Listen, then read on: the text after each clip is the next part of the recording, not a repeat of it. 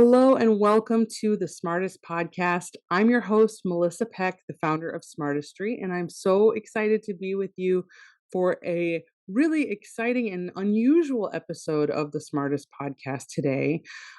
Today, we have with us a guest who previously recorded an as yet unreleased episode as at the time of recording. And we're going to talk today about a journey that we have been on, my guest and I, from the first recording to today. And so, right off the bat, I just want to welcome back to the podcast our guest, Molly Schenck. Thanks so much for being here, Molly. Oh, Melissa, thank you so much for having me. I'm excited to share, and thank you for being open to having a part two.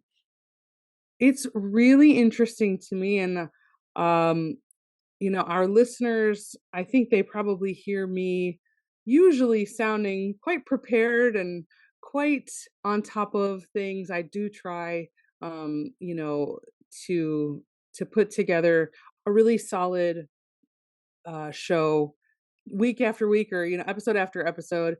And what's going to be different today is that Molly and I are going to work our way through rehashing this journey that we've been on, and a discussion about the topic that we originally discussed, which is trauma, and how it affects us as humans, and how it affects our bodies and the spaces that we are in with other people, and especially how it affects creative people and our practices, which is a really important, critical topic for us. And what I want to do is just kind of dive right in on the storytelling here. So, Molly, we recorded in April of 2022, and at the time we recorded that, we got it in the can, and then it was about 6 months before it was fully post-produced on my end and ready to go into a queue for publishing. And I had other episodes lined up, and by the time it was time to publish our episode together, I just totally dropped the ball and ground to a halt. And um the reason for that was I was suffering from a major case of creative burnout and self-doubt and limiting beliefs and all kinds of head trash. Um, and so, that episode then sat, and it was unused. And you very graciously reached out to me just a couple months ago to say, hey, whatever happened to that thing that we did together? Did it ever go out? And you know, that brought us an opportunity to circle back on it and put those two episodes side by side together, which I'm really excited for our listeners to kind of see how things were and how they are today. So that's my side of the story. And I so appreciate you, Molly, and thanks for being gracious about my experience and, what I was going through. Let's hear your side of the story. Yeah, of course, of course. And you know, it's interesting that I think for me as well, like that follow-up was kind of my own like not really getting out of a burnout state. Because I think when we first recorded 2 years ago, like I had crashed and burned the summer before, like not functioning level, right? And um kind of I think when we recorded 2 years ago, I was like kind of coming out of it, but like not fully, like stepping back into it and all that. And that's kind of been the pattern I've been on for the past 2 years. And, tying it back to like stress, trauma, burnout. One, if we go like polyvagal theory with this, there's the polyvagal ladder. I won't go full lecture, I promise. But in polyvagal theory, and what Dr. Stephen Porges and Deb Dana talk about is the polyvagal ladder. At the top, you have ventral vagal, which is this like safe and social, like groovy, harmonious space that we are able to engage with each other in. And then they organize basically the fight, flight, freeze response. And I'm like skimming the surface on this. they organize it as first comes flight, and then comes fight, and then comes freeze. And as we come out of freeze, we start to get some energy again. And that energy actually comes from returning into a bit of a fight flight mode. So, like, I feel like the word glimmers has started to go viral finally after years, and Deb Dana's work is finally like coming forward, right? So, you get that glimmer of energy finally after being in this freeze response or like this collapse response, which is more where I was at.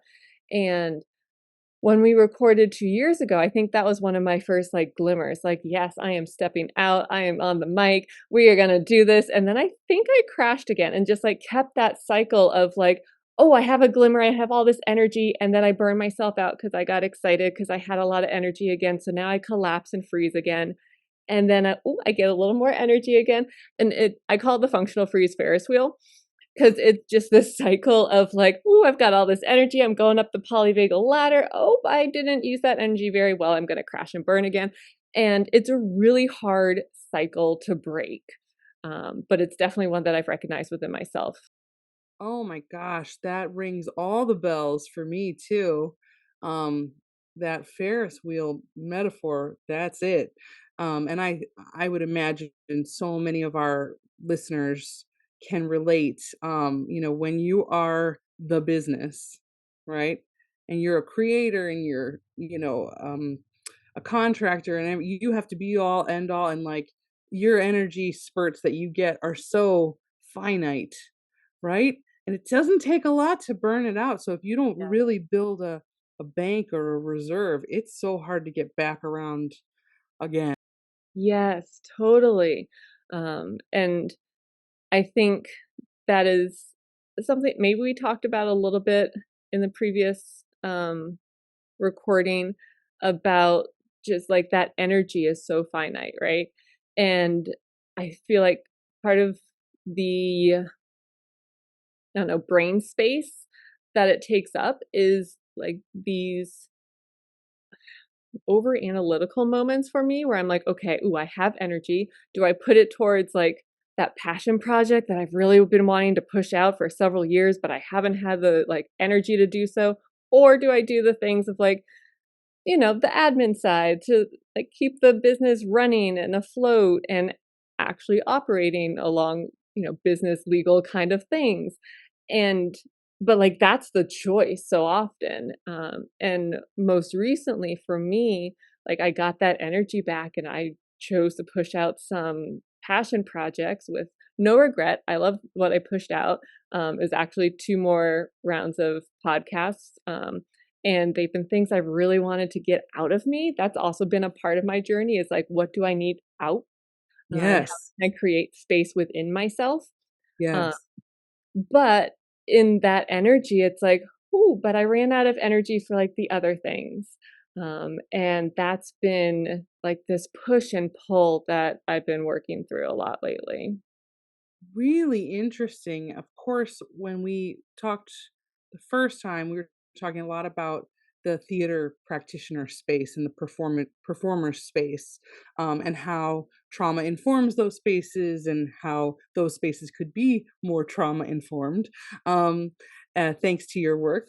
And I think about this ride that we're on, you and I, and then we come together as collaborators in perhaps different spots in our trauma cycles, Mhm, right? So mhm, like that could be such a benefit to us, like energizing each other and mhm, trying to see that in each other. So I think having that vocabulary is so valuable. mm, mhm.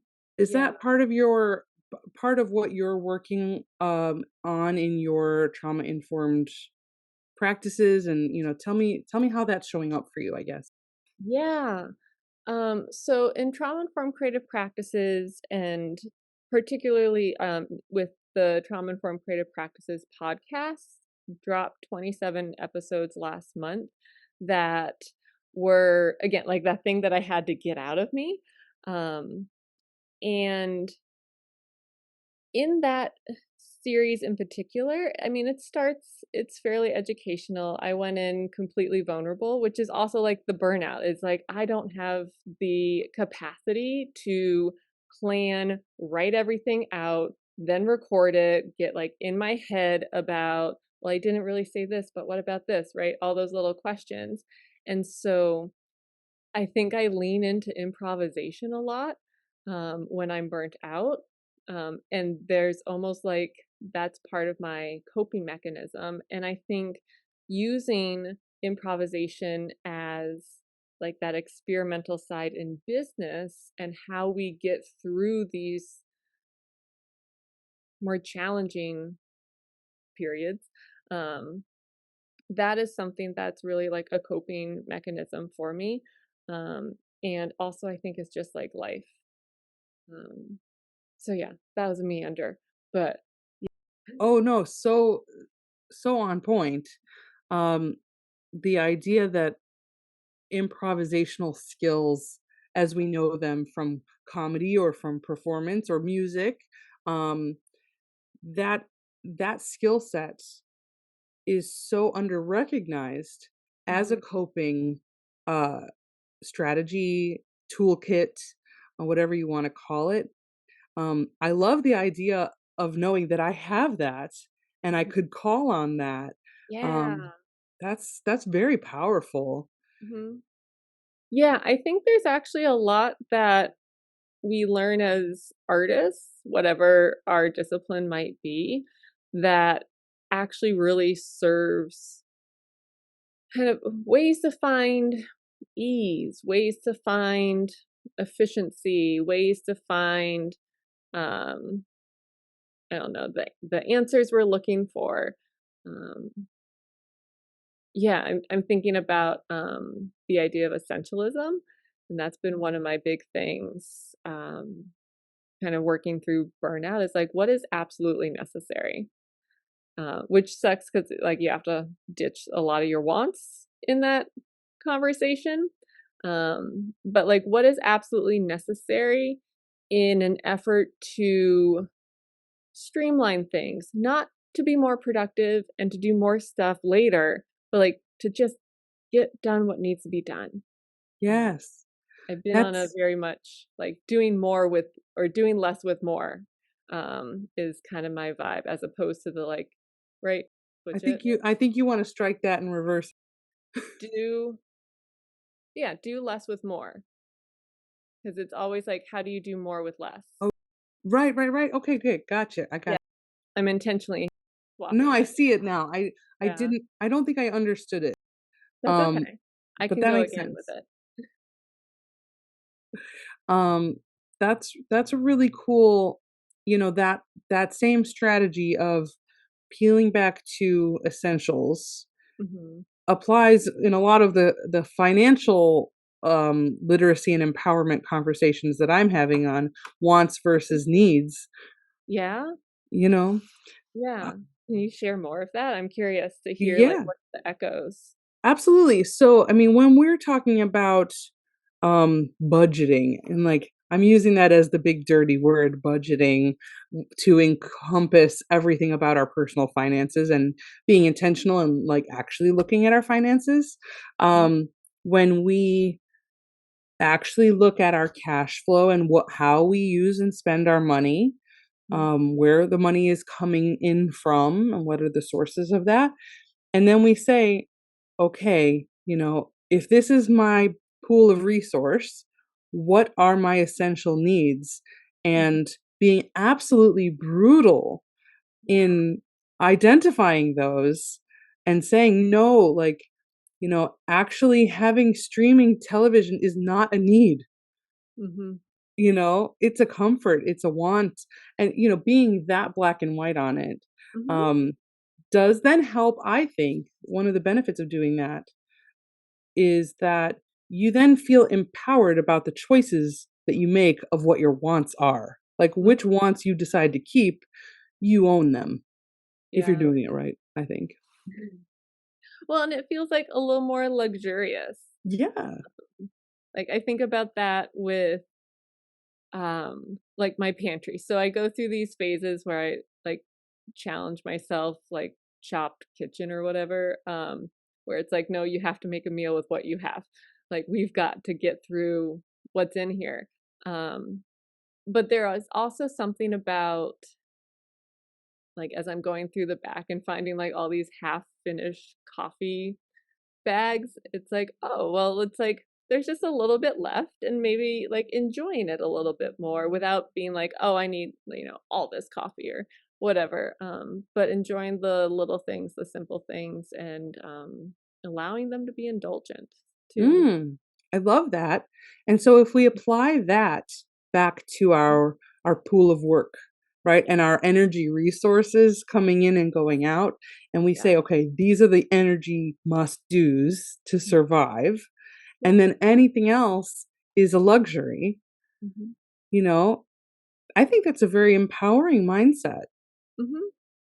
Yeah, I think so. I think for me, it is probably born out of scarcity a little bit. Um, but I don't know, I think about, like, when I've traveled places, like, outside of the US, and it's, like, the tiniest cup of coffee. I guess I'm stuck on the coffee analogy. And it's, like, in versus in the US and, like, these giant mugs and giant cups or whatever. And what is it to enjoy just enough, right? I think there's this focus, and maybe it is US based, probably legalism is in there too, of just like this abundance, right? We need all the stuff, we need an abundance of stuff. And one of the things that I've come to over the past year or yeah, few years, because I feel like people talk about scarcity and they talk about abundance. And I think in between scarcity and abundance, we have bare minimum and we have enough. And as long as I'm at minimum and I get to enjoy enough in certain areas of my life, like that's really all I need. Like abundance is kind of overwhelming, you know? Like I had a shift in the tides for Gray Box Collective at the end of last season where it was just an abundance of opportunities and it was very exciting and like a long time coming, and I welcomed them in, and I also got very overwhelmed and burnt out, and like it's I didn't have the systems and the structures in place to handle that abundance. um and so yeah, I've been focused on like what is enough. Mm. To me, enough um, conceptually ties in with the idea of gratitude as a strategy, which honestly I feel is overhyped and um, oftentimes used from a place of exceptional privilege, spoken of from a place of privilege. But in the spectrum that you just described, where we go from, too little to enough or bare minimum to enough, I think when you can get to that enough place with anything, your energy, your resources, and you can just like take stock of that, that's where gratitude lives to me, because then you're like, oh, okay, I'm set. Like, this is optimal. So, what do you think about that? Yeah, it okay, so it kind of makes me think about like the same vibe of what's the like cliche question around like if money wasn't a thing, like what would you do with your life? Yeah. Right? And my response is always like I would literally be doing what I do right now, but it would be less stress because I wouldn't be wasting my energy on like, well, which contract should I say yes to, or where should my work be, and where's my energy, where's my focus, and all of that. And it would just allow me to like settle. And I think that's kind of the same vibe of what I'm looking for when I say enough, of just that like settled sensation Mm, that gets to like live within me. yes. And Yeah.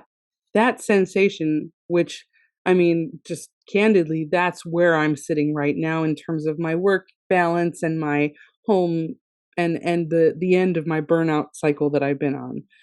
Yay. That that is where I think I'm able to actually build a reserve, Mm-hmm. and if I really invest in myself Mhm. in, boundaries and healthful practices and, all the things, that's where I can start to build a reserve and also build a strategy Yeah. around community and expansion and expansiveness, because Mhm. ultimately, you know, they tell you if you're an entrepreneur, you need to do all the work that only you can do, and you need to outsource or delegate the rest, right? But you Mhm. can't Mhm. if it's just you, there's no one to Yeah, delegate to. So exactly. I think where we're trying to get to is that enough place, Yeah. that place of gratitude and of building a reserve so Mhm. that the investment opportunity is there. Yes. Yeah, and I really appreciate you just talking about, like, that investment, and I think I have started looking at, you know, price tags of things like, okay, what is the investment and what is that return? Which sounds like so silly. Like, of course, we're looking at ROI, but, like thinking of it in different ways, like investing in taking care of my body, taking care of my health, physical and mental health. Those are investments that do like, yeah, it doesn't like add money to my bank account technically, but if I'm not functioning, the company's not functioning, period. Right. Um, yeah, and, like, seeing that investment in multiple ways or what that idea of a return on investment might be, as something other than just a financial exchange. Mm, Mhm. this is very powerful.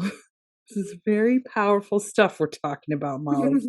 Um, this is like life and game changing practice. Mhm. Um, so I mean, I know this is the environment that you find yourself a lot, right? This is the thought leadership that you're contributing and the way that you want to impact the world. Mhm.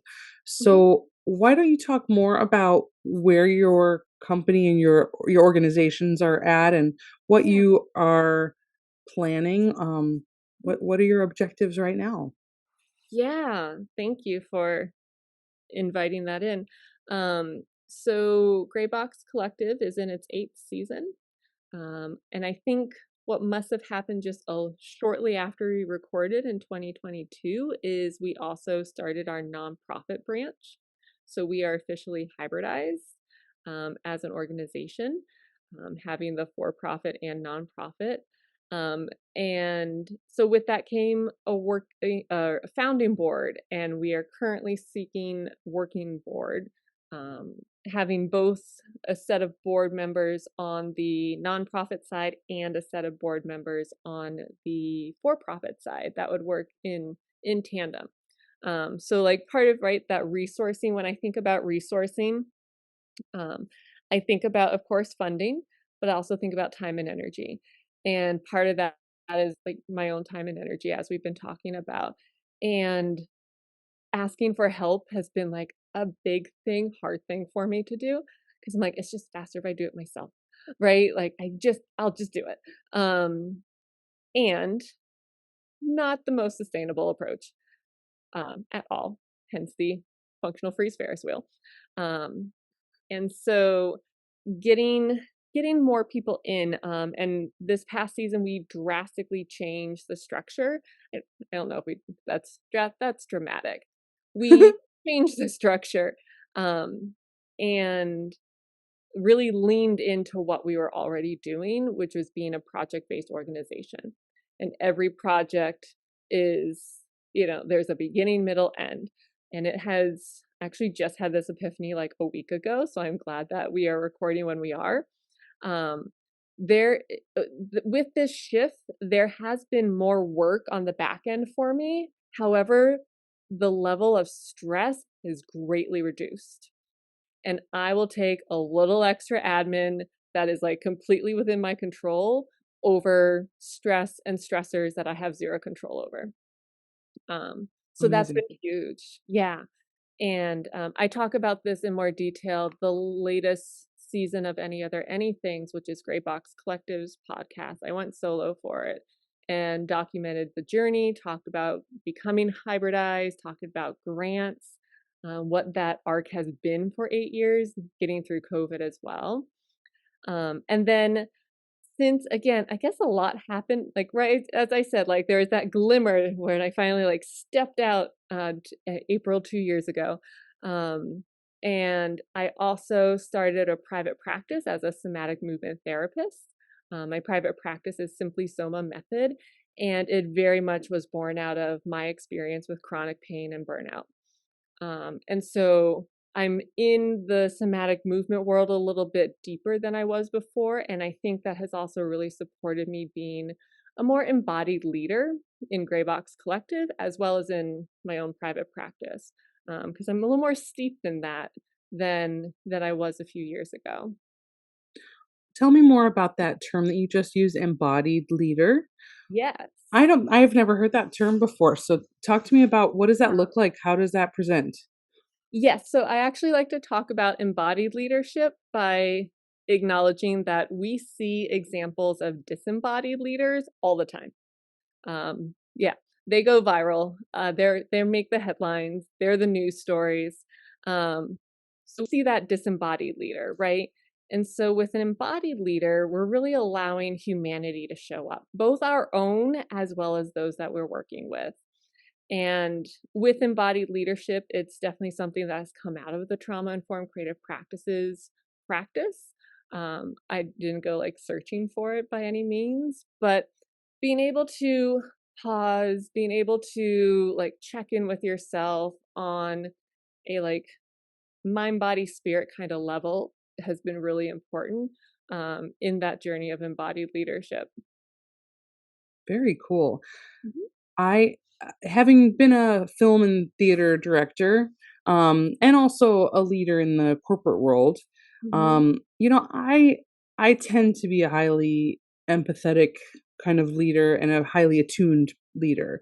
But I think that when I enter a space or I enter, let's say, a meeting or a collaborative environment, I'm not really aware of my physicality or the energy that I am contributing and the way that it is being received.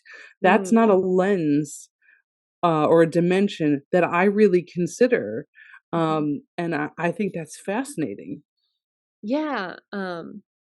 Yes. And because we're not conditioned or taught or see that really, I think until more recently. Um, and talking about powerful, like there's so much wisdom if we just get out of our own way and listen to what our bodies are telling us. Um, that I feel like when you really start to tap into that, it becomes the driving force behind decisions. Um, which I think has led to some of the changes within Gray Box Collective that has resulted in less stress. Oh, that's so cool. Mhm. Can you give me a specific example of how you lived that?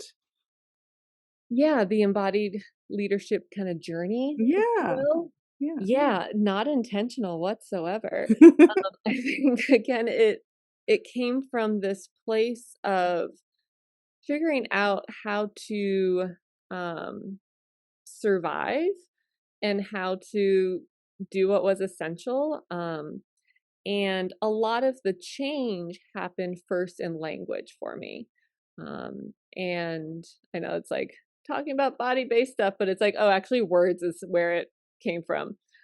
Because once like your words start to change and your self talk changes, your self listening changes, like it all starts to shift to the point where like you can't really tolerate the stuff that you used to tolerate. Mhm.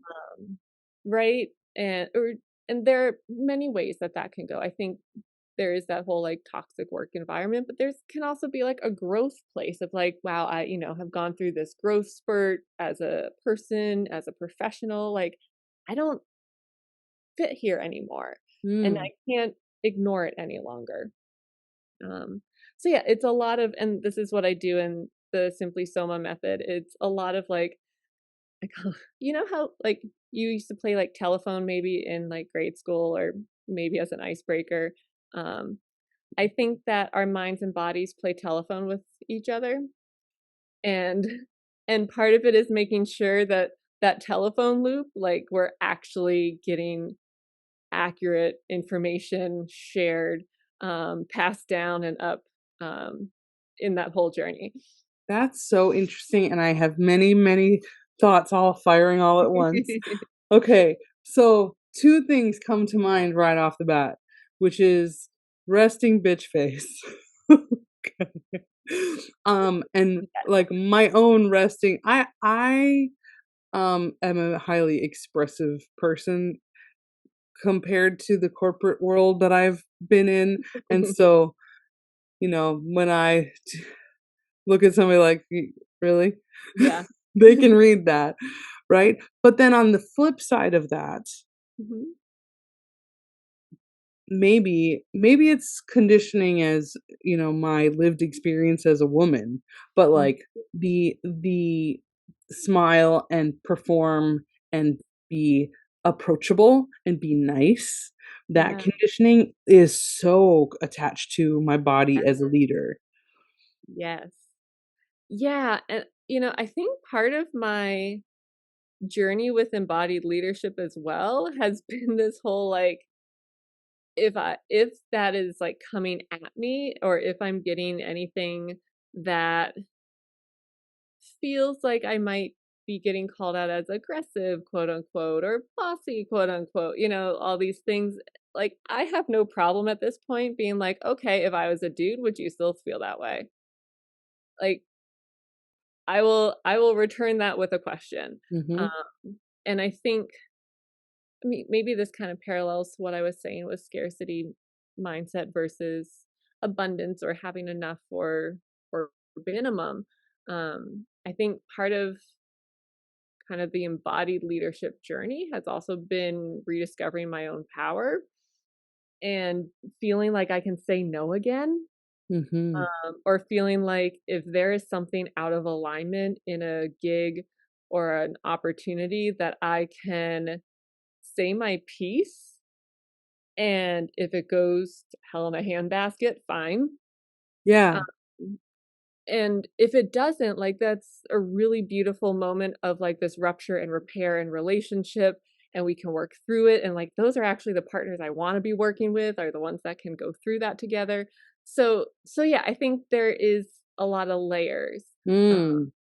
and especially where I do find myself often looking around and being like, I don't know, like the world of theater and dance, I feel like there's a lot of femininity, there's a lot of women in there, but it seems to be the circles or the groups I get into, it's like, "Oh, just me. Okay." Like, Oh, I don't know how that happens, but yeah, interesting. yeah. Very interesting.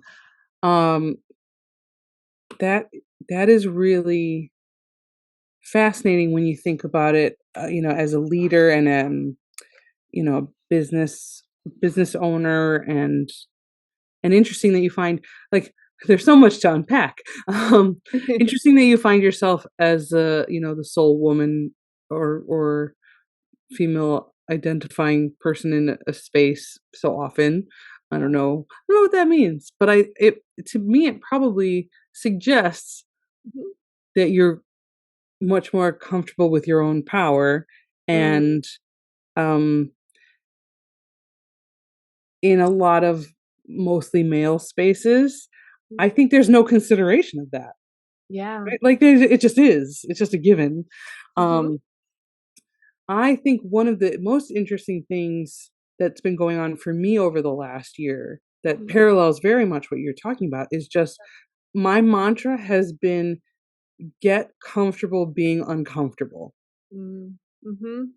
And just I have always been a very confrontation averse person, and all of those trauma triggers, and we know where that comes from.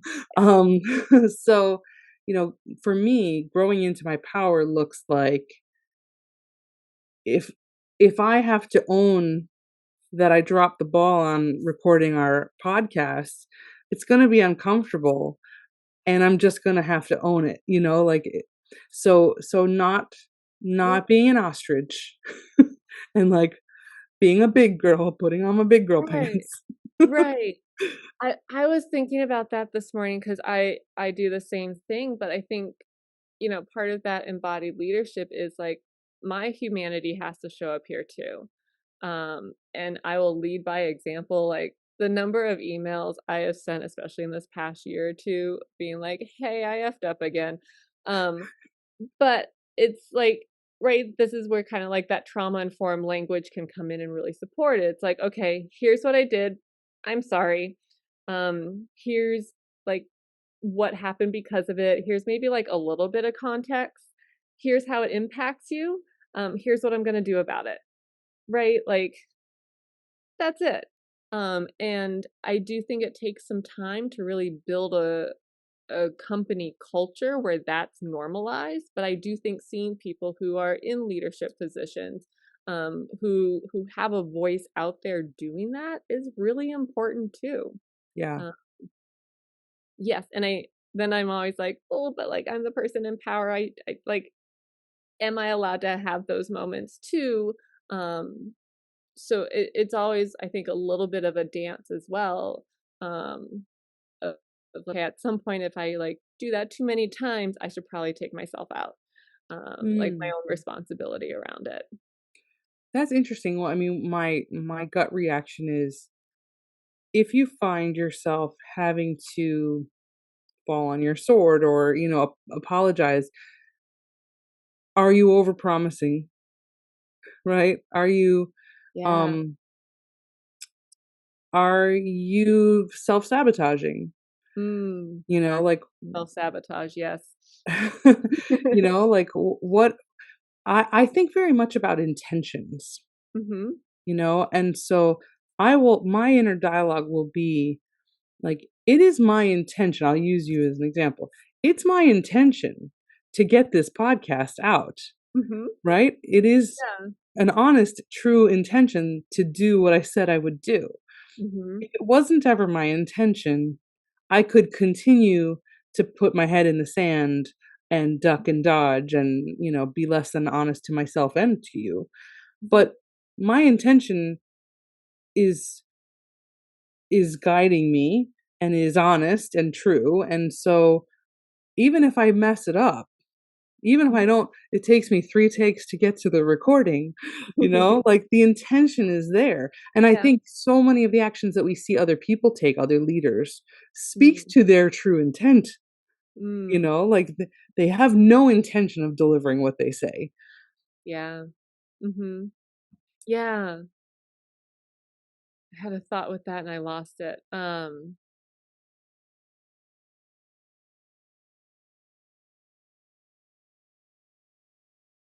It's gone. It'll come back someday. Yeah. Someday. I'll send you an email. Uh, yeah, um I guess I can just respond to it in general. Yeah, that um I think it does connect to this idea of overpromising. I think it also ties back into that what is essential and how are we using our energy? Um, right? Like, did I screw something up because I was procrastinating, right? That's a different energy and I think a different level of accountability and a different conversation with myself than like it is just too much of what I have to do for each grant and all of this. And it's like, you know, uh, mhm. is it the nature of the beast or is it like me? Mm, mhm. I'm the problem, it's me. Yeah. Yeah, Yeah. exactly. Yeah. Um, really, really interesting. Okay, so um, you've talked about the restructuring and sort of reframing of your business. Do you want to talk at all about some of the projects that you're undertaking, or what's coming up for you? Yeah. So let's see, we're kind of at the end of the season, right? And since we have a working board coming on this summer, there's like a little flash a lot unknown of what's going to happen with all of that and what's going to be produced.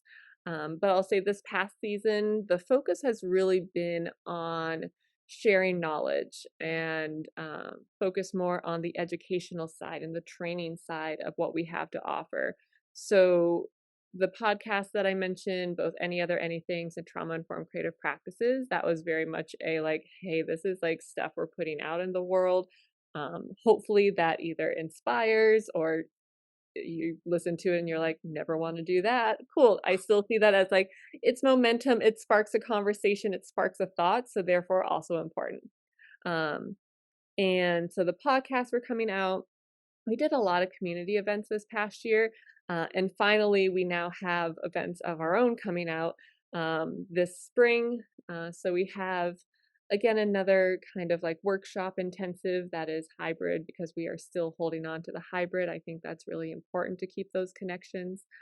We also have the launch of, speaking of like burnout and projects that got pushed to the side, we finally have our second coloring book coming out this spring. We'll have a launch party where it's the performance that inspired the coloring book is also like going to happen. So you get to like see it come to life. Uh, Oh, that's so cool. yeah, so that like I'm really excited about that. Um, and so those are kind of the big things happening. And our call for board members is out and or at least at the time of recording, and it's open until May 2024. And I am interested in working with people who are local to the Phoenix metro area, but also open to connecting with people in other areas of the country and really of the world. So having a very like wide range of experiences on the board. And the thing that I'm working on, at least at this time, and has not, like, I haven't announced this or anything yet, but is starting a trauma informed creative practices mentorship group and done workshops pretty consistently for 6 years. Um, and starting to reach a point of just like those workshops can only go so deep. And I think people can only take that knowledge so far. And yes, you can listen to the podcast and get a lot out of that, I think, along with workshops. But I'm really interested in working with people one on one in a mentorship setting because there is just like so much nuance that there's no way to cover it all in pre recorded or even like a 6 hour workshop. So that's where my inspiration and shift is going to um, with Gray Box Collective, and then in Simply Soma method, similar, like looking at more of a small group coaching program starting this summer, which is also open to embodied leaders or people who want to explore that more in that context. Um, but yeah, there's something I've been missing, kind of the like group setting of learning. Even though we've had a lot out there, we have a Patreon page where a lot of workshops have been happening virtually, but there's something about like a consistent group over a period of time that I'm really interested in connecting with. How awesome is that? It sounds incredible. I want to sign up for all of it. Um, Yeah. and I do think that there's something very special, I think, coming out of, especially for you and I to discuss, because we are our relationship and discussion comes out of the pandemic Yeah. times. Well, I mean the pre-vaccine pandemic times, right? Oh, Um, the lockdown and the horribleness. Um, and I think that there's something so necessary and vital about us meeting in groups in live scenarios and situations to do learning. And especially, dealing with challenging, deep, meaningful topics, beyond just the academic, yeah. is such valuable time, and hopefully so inspiring, and re-energizing for you. I hope it gives you lots of spoons. Yeah, that's really, really cool work. Um, I will, of course, put all of your websites and, resources, and if folks, um, want to respond to that call for board members, can they go to your website to find that? Where is the best place? Yeah, so for the call for board members, that's going to be Graybox Collective's website, grayboxcollective.com, and that is gray with an E under Get Involved, and it's pretty much the only call we have left open at this point. So, yeah. Wonderful. I'm so grateful to you for, your open-heartedness and graciousness, and this conversation's been really inspiring and motivating to me. And I'm sure that our listeners will get a lot out of it too. So thank you, thank you, thank you. Well, thank you. And thank you for, I mean, you're still carrying on this platform and making a space for these conversations. So thank you for continuing your work and coming back to it, it sounds like too. Yeah. Well, I'm so glad we got to do this. I think we can wrap it up. Thank you for being here.